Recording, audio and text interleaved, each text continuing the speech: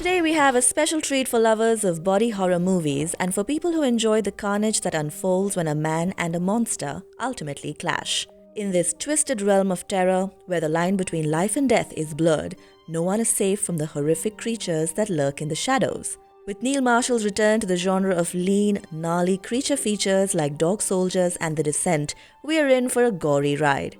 The story starts after being downed in enemy-controlled land in the Afghan desert. A fighter pilot finds a Soviet bunker of mutants, terrifying creatures that are half man, half alien. These bloodthirsty creatures are inadvertently freed while she is running away. Upon arriving at a military rescue station, the mutants follow her trail and launch a full-scale attack, destroying the human race one by one.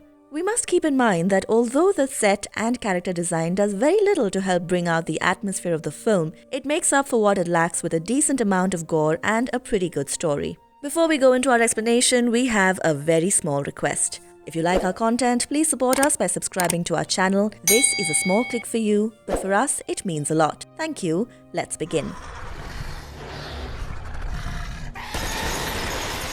Nightmarish encounter with the biological weapons gone wrong. In a world where man-made horrors roam the land, flesh-eating creatures prowl the night. So beware. For when mankind tinkers with the natural order of things, all bets are off as to what terrifying consequences will come. In this thrilling horror movie, you'll follow a group of brave survivors as they fight to survive in a world overrun with horrifying monsters, all while trying to uncover the truth behind the source of this unnatural terror. Lieutenant Kate Sinclair is flying her final mission when suddenly her jet is taken down over a rebel-controlled area and she's shot down in the Afghanistan desert. There is not one moment of hesitation in quickly introducing the main conflict in the movie. She tries her best to flee from her attackers and she takes shelter in a deserted Soviet bunker where she discovers Ravagers, creatures that possess both human and alien qualities and seek to devour people. These creatures were the covert biological weapons experiment that had been conducted there. The mutations created by these weapons were still active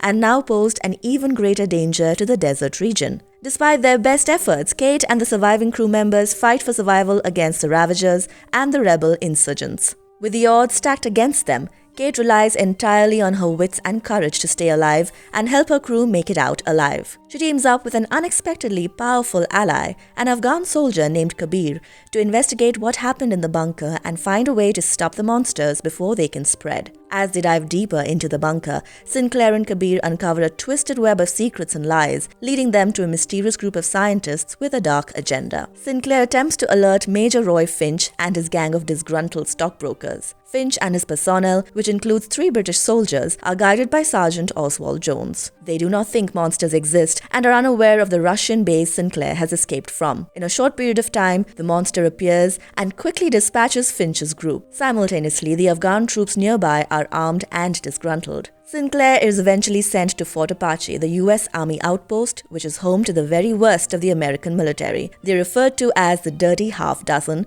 by one of the characters. Kate and the remaining crew members make their way to the bunker and try to make sense of the creatures they find there. They soon discover that the creatures are the result of a top-secret military experiment gone awry. Armed with an arsenal of weapons, they battle the Ravagers, trying to find a way to escape. In this movie about savage monsters, Sinclair is soon surrounded by the creatures she has encountered. Finch orders for them to kill anything that shrieks, and both sides take the advice and react with deadly force. As they progress, they are forced to make tough decisions and face their own demons. Along the way, Kate discovers an unexpected connection to the Ravagers and an even greater mission that could change the fate of humanity. With the help of the other survivors, they must find a way to defeat the Ravagers and save the world. The action sequences are so explosive and eye-catching that you get engulfed in all the chaos. The way these Ravagers hunt down humans and kill them with such ease makes it all the more interesting to watch. You'll never be bored. All you need to know about the half-man, half-alien flesh-eating creatures. Now let's get to exploring the Ravagers, the main antagonists of this carnage-filled ride of a movie. They're a hostile race of man-made alien creatures that have invaded the Earth and begun to enslave the human population. They're incredibly strong, durable, and intelligent, and they possess technology far beyond what humans have. Ravagers are tall humanoid creatures with pointy ears, large eyes, and sharp teeth. They have grey skin and a long, muscular physique. They are very strong and can easily tear through metal with their bare hands. They wear armor made from an unknown material and are equipped with advanced weaponry. They were created by the government in an effort to combat the alien threat that had invaded the planet. The Ravagers were genetically engineered biomechanical creatures with enhanced strength and agility, along with a high level of intelligence. In addition, they had a special ability to interface with the alien technology that was used in the invasion. The Ravagers were created to be the ultimate weapon against the alien threat. Ravagers are relentless in their pursuit of prey, and they will not hesitate to attack anything they see as a threat. They're often seen using advanced weapons to take down their targets.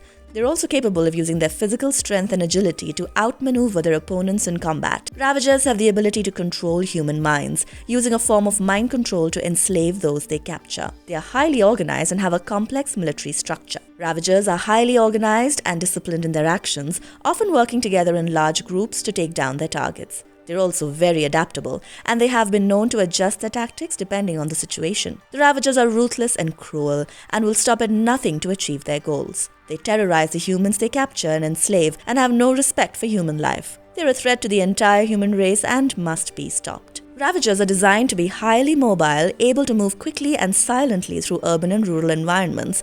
They can also climb walls and ceilings, swim, and even fly. Their powerful internal engines and advanced navigation systems allow them to track their targets no matter how well hidden they may be. The Ravagers are designed to be extremely effective killers, and in the movie they are seen hunting down and killing their targets with deadly accuracy. They are virtually unstoppable and can take out large numbers of enemies with ease. They were killed in a variety of ways. Some were killed in hand-to-hand combat with the protagonists, some were killed in aerial combat, and some were killed by the Ravagers' own weapons. The Lair's automated defense system also played a role in the deaths of the Ravagers, as it was programmed to shoot down any and all threats. In addition, some of the Ravagers were taken down by the protagonists' allies, while a few were even killed by the creatures inhabiting the Lair.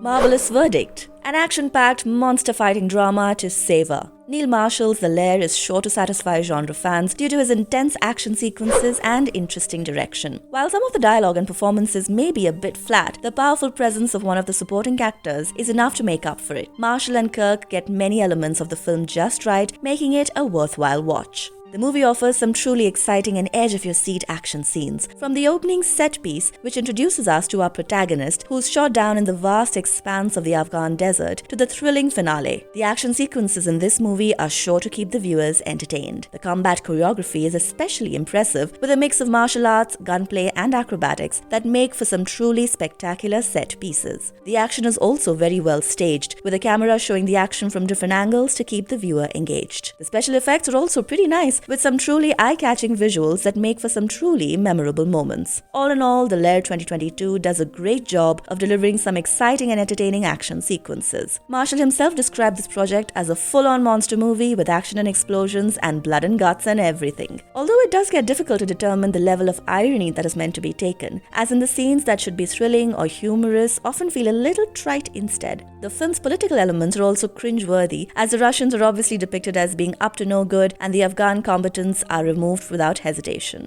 Marshall seems to have borrowed a lot from his reputable movie Dog Soldiers and other iconic movies that introduce this premise, such as Alien. So tonally speaking, it shares the same characteristics as his previous movies. It does get painfully tacky at times because the characters never seem to have a developmental arc of any sort, as chaos just keeps coming their way and there's not really any room left for character exploration. All the characters have a blurred out and blend into the situation quality, so there's not really any particular character that you end up rooting for. It borrows the concept of man-made monsters that we see in mostly horror movies. It has been around for centuries, from Frankenstein's monster to the xenomorphs of the Alien franchise. These creatures often represent repressed fears and anxieties in society. In this movie, they try to bring out this concept that when monsters are created by man, it reflects the idea that mankind has the power to create something that is far more powerful and dangerous than themselves. This creates a sense of dread and terror as viewers are left to ponder the consequences of what could happen if the monsters were to escape or if they were to be used for sinister purposes. It also reflects the idea that mankind often creates its own destruction and that no one is truly safe from the power of evil.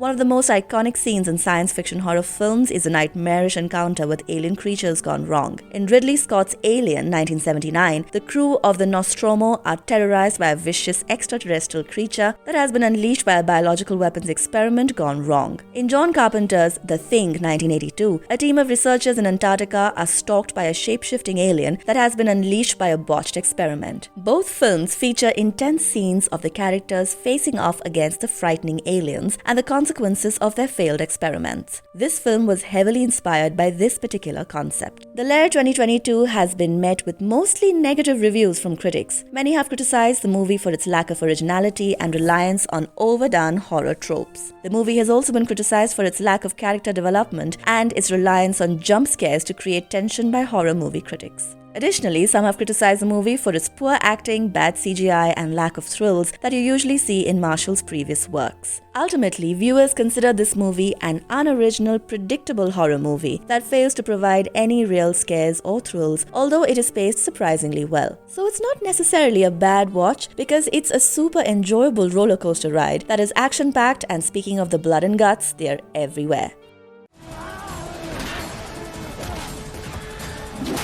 Conclusion: Neil Marshall continues to collaborate with Kirk in The Lair, which could basically be considered an inadequate remake of James Cameron's Aliens, but with limited resources. This action horror film is a return to Marshall's roots, featuring the extreme claustrophobia of what we saw in The Descent and the bloody gore of dog soldiers. Marshall manages to create some monster mayhem in small settings, but the screenplay is almost cringe-worthy. The movie, which combines elements of a war film and an alien invasion flick, has its share of exciting moments despite its substandard CGI and shoddy acting. With plenty of action and violence, it continues to move forward. The climax does not reach the same level as the other movies that it rips off, but there is enough prosthetic makeup and not that well done effects to leave the audience satisfied. The story is a bit convoluted, and the characters are sometimes a bit thin, but overall, The Lair 2022 is undoubtedly an exciting and enjoyable ride for the most part. The movie features some interesting special effects and action sequences, as well as a few surprises that will keep viewers guessing. The monsters are genuinely creepy, and the chaos surrounding them is captivating. It also has some unexpected twists and turns that add to the suspense.